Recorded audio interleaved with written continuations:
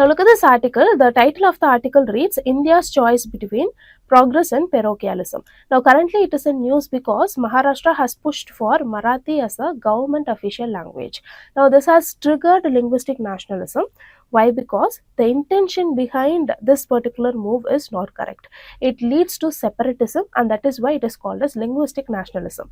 Actually, we have to put forth our views when it comes to promoting the regional languages, but when it brings segregation, then we have to just wait. We have to look whether we have to go forward with that particular act, and if it is causing linguistic nationalism, then we have to choose only progress, and not we should not stick towards the regional thing. Okay, that is why the article itself has the title India's choice between progress and parochialism. Here the term parochialism actually means looking a particular problem from multiple dimensions and looking at and making a decision based on long term effects.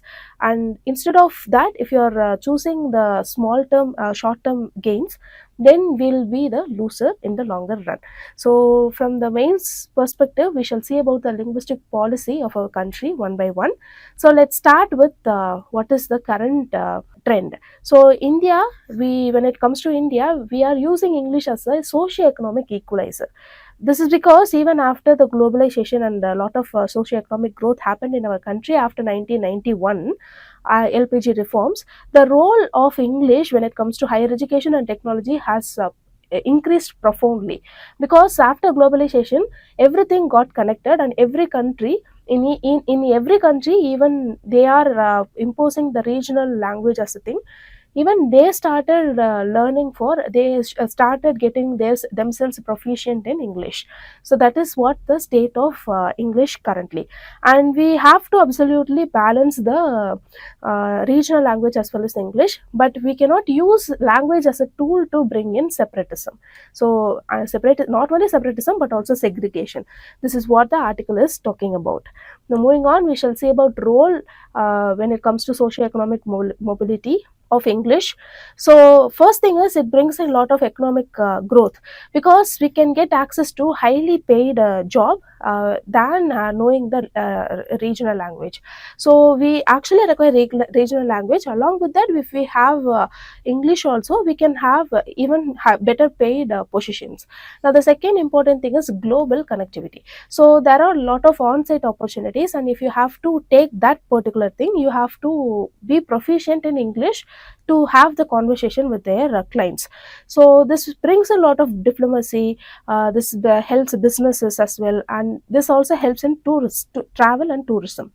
Thirdly, educational growth. A lot of global universities, they have adopted for English. So to get career to make your career better, you have to be proficient in English. And third and finally, the science and technology, even in research and innovation, English has made a very good role. Now moving on, we shall say about the risk of linguistic nationalism. So the first thing is restricting English may limit opportunities. So as I said, the intention behind the act is very important. So if you are doing a particular thing, it might be to promote the regional aspect. However, if it is going to bring in segregation, then we have to stop. And and if English is going to give us a lot of opportunity, then we have to think twice before putting that act. So this is the first risk. Secondly, the global competitiveness. A lot of countries which actually prioritize English, they are gaining economic advantages than the states as well as countries that are not prioritizing English. Thirdly, access to knowledge. English is dominant in science, technology, and even in education.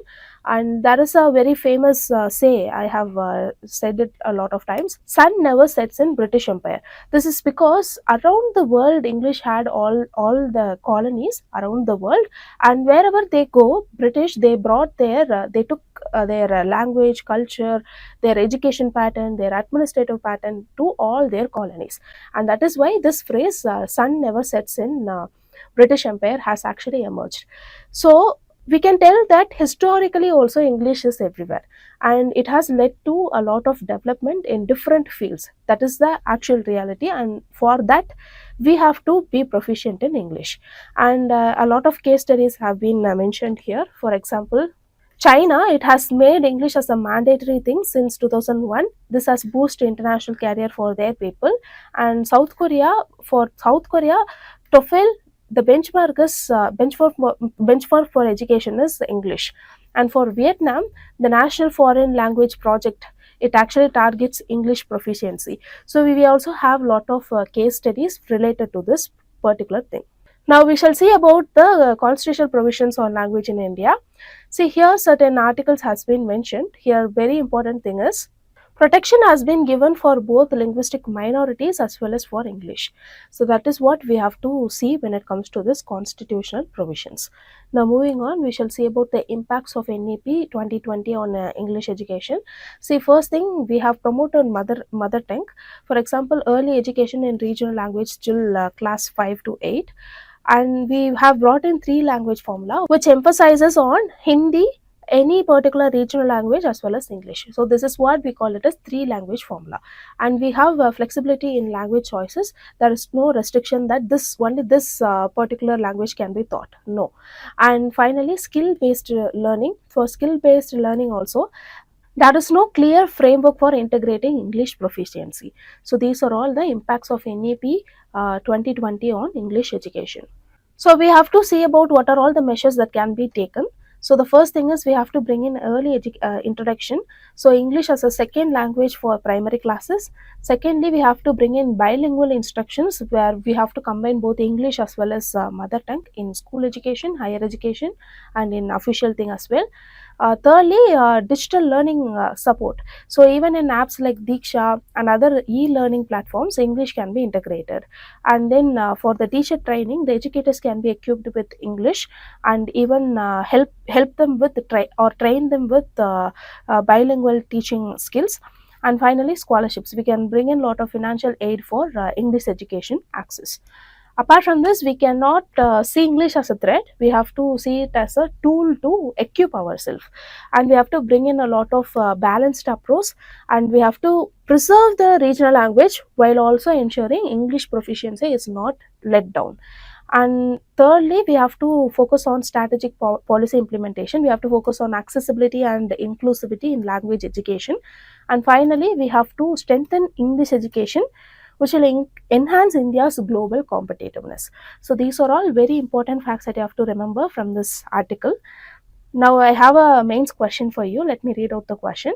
Discuss the role of English in bridging the socio-economic divide in India.